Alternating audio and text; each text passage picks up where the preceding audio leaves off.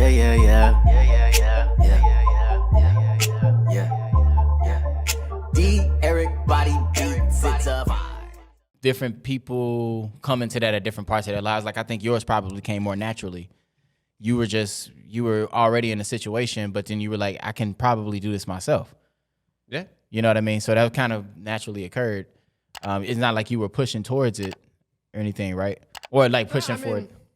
Not necessarily. I don't know. I mean, like I said, I think that the long-term play was always going to be entrepreneurship. But like, I was seeing somebody else do it, and I was just like, I can do this shit myself. Okay. Have you always thought you wanted to be? Have you always wanted to be an entrepreneur? I've always never wanted to work for some, like, I just never wanted to really, I've always wanted to figure out how not to work. So yeah, so naturally, yeah. As far as like, I never saw myself doing 9 to 5, sitting at a desk, going like Monday through Friday. I never saw that. And even to this day, I'm 32 and I've still avoided all of that shit. And it looks like I'm going to avoid it for the rest of my life. I've worked jobs and stuff like that. Of course, I've worked, hours, but you know how industries are and shit. Right. You can fly by night that shit and still make 70, 60, Right. 70K. But yeah, I've always wanted to respect my imagination. And I think I was just thinking about this the other day. For the first 11 years of my life, I grew up as the only child. So I was like a very responsible kid. Like, I had to have a lot of responsibility. It was just me and my mom. Right.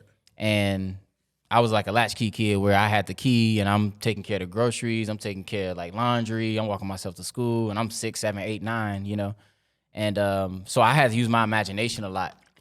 So I was always willing to I think as I got older, like I was able to like respect my imagination more and not really respect anybody else's as much as you wanted me to. Like, I could respect it, but it's like, I'm not gonna go hard body at that. No, not for and especially if you come into your adulthood, like, no, this is some real shit that I can put my actual dollars towards. Right. Like, this is a time where, okay, I'm a grown up, I can put my energy towards some shit now.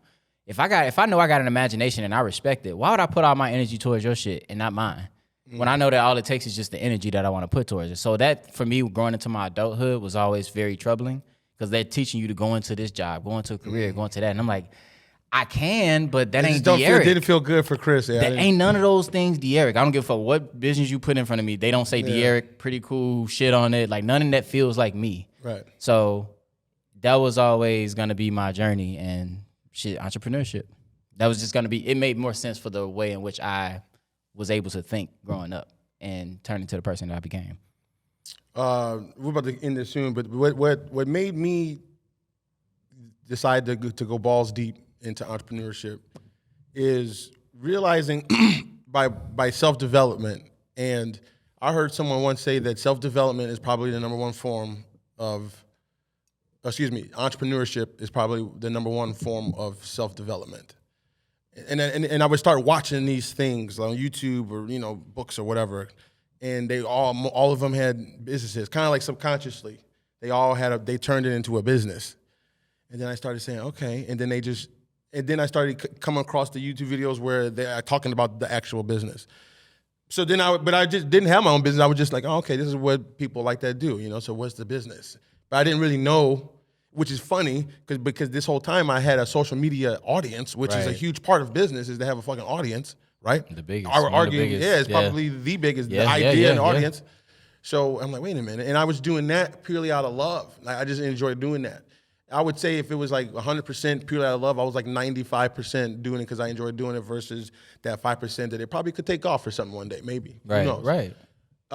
So then I was like, and then someone told me, I wore a hat in a video that someone made for me. Shout out to the Gray Area. Bang. I wore the hat in a couple of my videos, and then somebody was like, "Oh man, you sell merch?"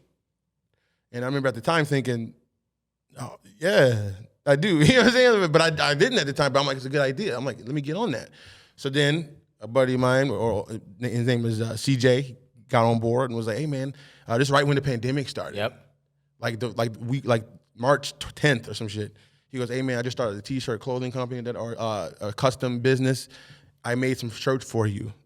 This is a huge key." He led with what I can do for you as opposed to, saying come work for me. Right. So I'm like, oh, I like the switch. And that's actually a smart, powerful That was move. That was a good play. Because then I took it a little bit more serious because he showed me probably what the idea. Gave you the vision. He gave me the canvas. And so then I'm like, oh, okay, boom. And then 2020 happened and I didn't know what the fuck was going on. I was like, we're like about to die in this bitch. All right. So we didn't get up for like 3-4 months, but then we sat down and came up with it. So then I'm like, all right, well, and then people started buying the shit. And like, and I believed in it. They believed in me and the energy to put behind it, right? So I'm like, oh, well, why don't I do? Because it's going to come. It's obviously a thing that can work. Right. I heard that if you can sell 12 products, no matter what it is, to strangers, you have a business formula. Just sell. No, he said 10. Sell 10 products, not family, not friends. Sell 10 products. If you can sell 10 products, you'll have a business. Like you have a plan. So now you just have to figure out how to work that. Right. So I'm like, okay. So and I did that to more than 10 strangers. I'm like, oh, let's do it right.